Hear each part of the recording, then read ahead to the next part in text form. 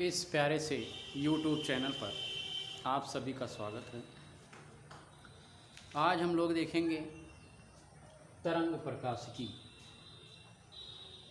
प्रकाश के बारे में हम लोगों ने पीछे पढ़ा, तमाम ऐसी बातें जानी समझी। आज कुछ नया करने की सोचा जाए। होगा क्या? तरंग प्रकाशिकी में सबसे पहले हम लोग देखेंगे तरंगे किसे कहते हैं, तरंगे होती क्या हैं, कहाँ मिलेंगी, कैसा चलेगा, क्या होगा, कौन कहलाएगा तरंग। एक गाना आया था क्या, ठहरे हुए पानी में कंकड़ न मार सांवरी, मन में हलचल सी मच जाएगी। मतलब क्या हुआ, ये बेचारा अगर कोई तालाब हो और इस तालाब में हम क्या कर दें, एक पत्थर उठा के ऐसे फेंक दे तो होता क्या है, इसमें नाना प्रकार की तरंगे ऐसे ऐसे ऐसे ऐसे ऐसे ऐसे ऐसे ऐसे क्या करेंगी, नागिन डांस करते हुए पूरे तालाब में फैल जाएंगी। और विशेषता क्या होगी, जो तरंगे होंगी वो क्या करेंगी, एक ही साथ चारों दिशाओं में एक ही साथ ऊपर उठेंगी और एक ही साथ कहाँ जाएंगी, नीचे जाएंगी। एक साथ ऊपर उठेंगी, एक साथ नीचे जाएंगी, फिर एक साथ ऊपर उठेंगी और एक साथ नीचे जाएंगी। ऐसा नहीं होगा कि किसी बिंदु पर क्या हो जाए, तरंगे ऊपर, किसी बिंदु पर तरंगे नीचे, फिर किसी बिंदु पर ऊपर नीचे, ऐसा नहीं होगा। मतलब अगर तरंगे उठ रही हैं तो एक साथ ऊपर उठेंगी और अगर जा रही हैं नीचे तो एक साथ नीचे उठेंगी। हम अगर बात करें क्या ये तरंगे कितने टाइप की होती हैं, तरंगों के बारे में देखा जाए तो तरंगे हमें दो प्रकार की मिलती हैं। कौन कौन कहेंगे तरंगे दो प्रकार की? नंबर एक, अनुप्रस्थ तरंगे। कौन तरंगे? अनुप्रस्थ तरंगे।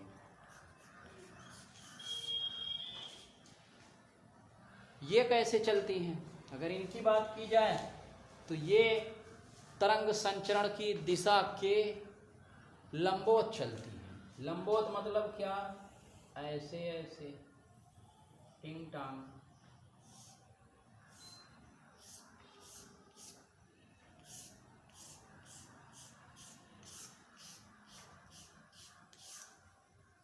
किसके रूप में, संपीड़न और संपीड़न, यहाँ संपीड़न और विरलन के रूप में होगा। किसके रूप में चलती है? अनुप्रस्थ तरंगे संपीड़न और विरलन के रूप में चलती है। होगा क्या, मतलब संपीड़न हम किसे कहेंगे, यहाँ पर हम देख रहे हैं कि कुछ ऐसे बिंदुओं पर ये क्या है, बहुत सघन मात्रा में है, और कुछ बिंदुओं पर क्या है, विरल माध्यम में है, विरल है। होगा क्या, हम कहेंगे जो तरंगे संपीड़न और विरलन के रूप में आगे बढ़ती हैं वो तरंगे कौन सी होती हैं, अनुप्रस्थ तरंगे होती हैं। होगा। अगला नंबर क्या मिलेगा, हम कहेंगे अगली तरंग क्या है, अगली तरंग को हम कह दें अनुदैर्ध्य तरंगे। कौन तरंगे? अनुदैर्ध्य तरंगे।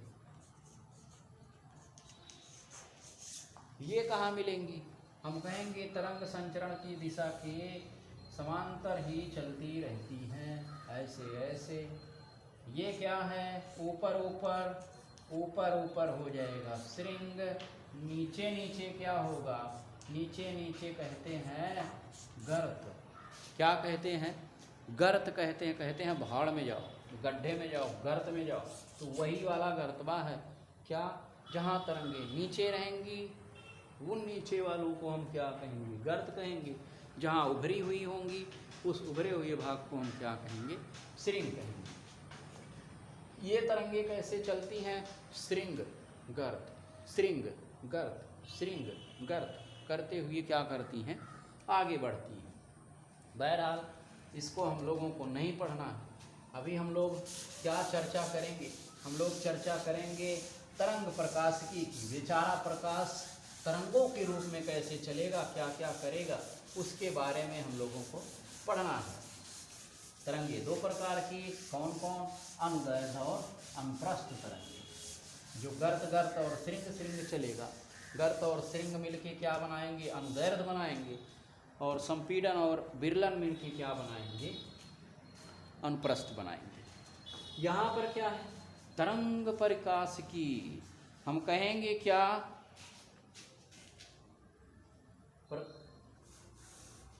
प्रकाश की प्रकृति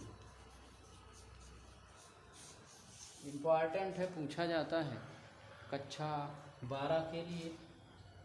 हम कहेंगे, हमने देखा क्या कि प्रकाश क्या है? एक प्रकार की ऊर्जा है जो हमारी आँखों को संवेदना प्रदान करती है, जिससे वस्तुएं हमें क्या होती हैं? बहुत स्पष्ट रूप से दिखाई पड़ती हैं। इसकी प्रकृति मतलब क्या? इसके कितने गुण होते हैं उसके बारे में हम लोग देखेंगे। हम लोग कहेंगे क्या? प्रकाश में क्या होता है? प्रकाश में परावर्तन होता है, और सभी लोग जानते हैं परावर्तन के बारे में। प्रकाश में परावर्तन होता है। क्या होता है परावर्तन? हम कहेंगे प्रकाश क्या है? जब कोई प्रकाश की किरण किसी चिकने तल से टकराती है, टकराने के बाद क्या करती है? उसी माध्यम में वापस लौट जाती है, तो यह घटना क्या कहलाती है? प्रकाश का परावर्तन कहलाती है। और अगला नंबर क्या कहेंगे? कहेंगे प्रकाश में क्या होता है? प्रकाश में अपवर्तन होता है। पढ़ा गया ये भी। क्या होता है? प्रकाश में अपवर्तन होता है। ये क्या है? हम कहेंगे जब कोई प्रकाश की किरण किसी एक माध्यम से दूसरे माध्यम में प्रवेश करती है तो अपने मार्ग से विचलित हो जाती है, और वही घटना क्या कहलाता है? प्रकाश का अपवर्तन कहलाता है। तीसरा नंबर क्या कहेंगे? प्रकाश में, सीधा कह लो, प्रकाश हमेशा कैसा? हमेशा सीधी रेखा में चलता है। कैसे चलता है? सीधी रेखा में चलता है। कैसे अंदाज़ा लगाओगे कि सीधी रेखा में चलता है? अगर प्रकाश सीधी रेखा में ना चलता होता तो कोई पिंड यहाँ अगर है, दोपहर का समय है, सूर्य भगवान गुस्साए हुए हैं, क्या होगा? ये पिंड छाता लेके ऐसे जा रहा था, खतरनाक छाता है भाई, छाता लेके जा रहा था, सूर्य भगवान यहाँ पे हैं, क्या करेंगे? ये बेचारे को गर्मी दे रहे हैं ऐसे। अगर प्रकाश सीधी रेखा में ना चलता होता तो क्या होता? यहाँ से प्रकाश की किरण आती, देखती है, क्या मिला? मतलब उसको छाता मिलता, वो क्या करती? यहाँ से घूम जाती और अंदर घुस जाती। ऐसा होता? ऐसा कभी नहीं हुआ और ना ही होगा। क्यों नहीं होगा? क्योंकि प्रकाश हमेशा कैसे चलता है? सीधी रेखा में चलता है।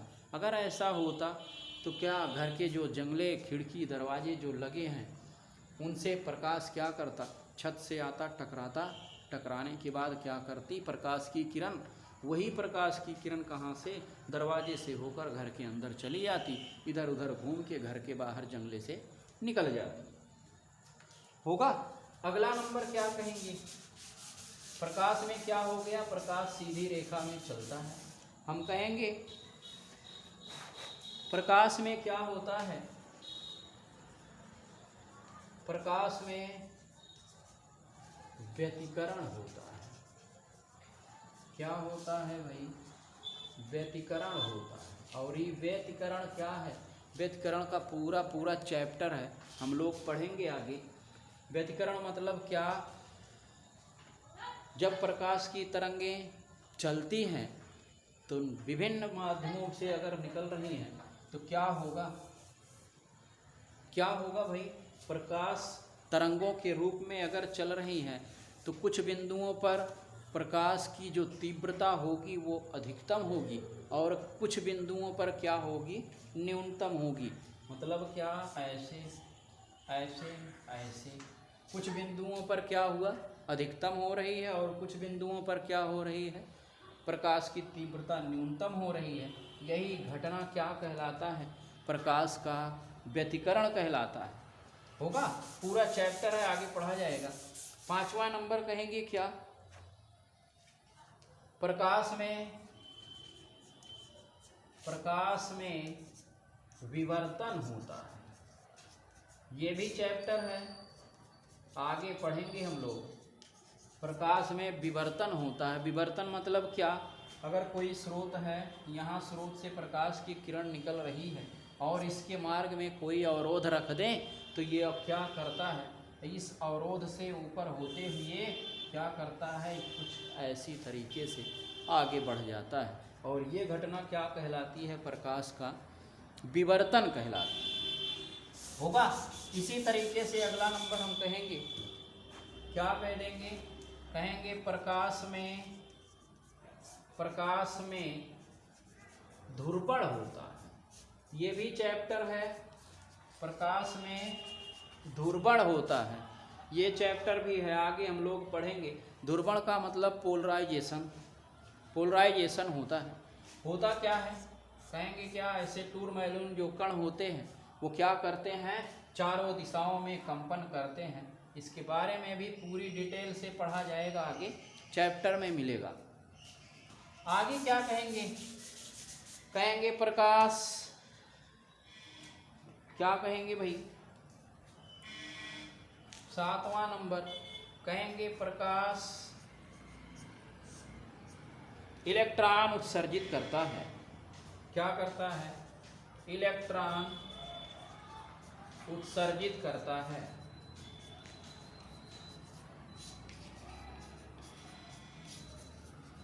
क्या करता है? इलेक्ट्रॉन उत्सर्जित करता है। मतलब क्या हुआ? आजकल सोलर पैनल वाला सिस्टम बड़ी ज़ोरों से चल रहा है। होता क्या है? एक ऐसे प्लेट होती है, उस प्लेट को क्या करते हैं? धूप में ऐसे रख देते हैं, तो वहाँ से प्रकाश की किरण आती है और उस प्लेट से टकराती है। प्लेट से टकराने पर होता क्या है? उसमें से इलेक्ट्रॉन निकलते हैं, और उस इलेक्ट्रॉन को हम क्या करते हैं? एक तार के माध्यम से कनेक्ट करके कहाँ कर देते हैं? एक बैटरी में इकट्ठा कर लेते हैं, चार्ज कर लेते हैं।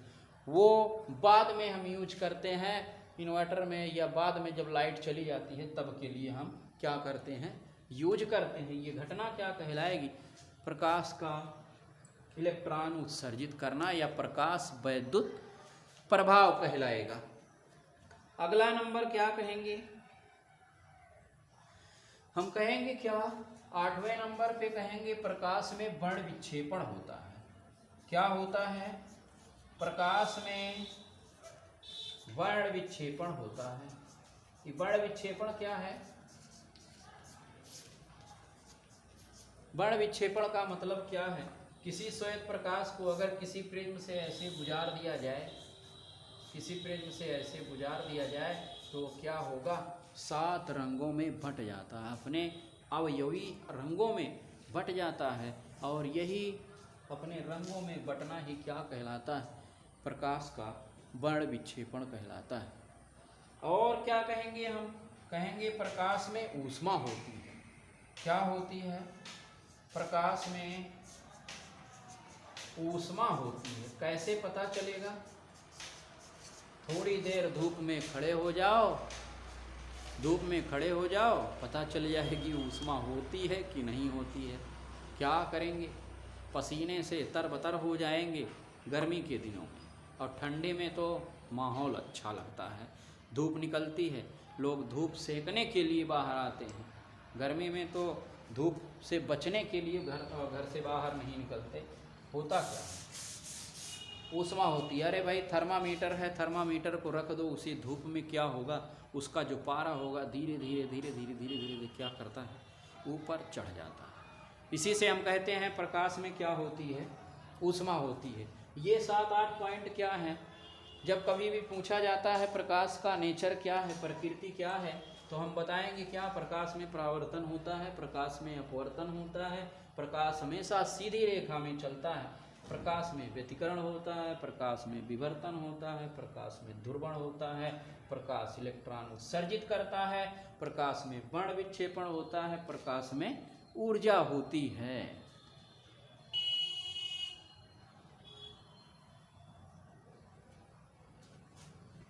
आगे बढ़ाई जाएगी।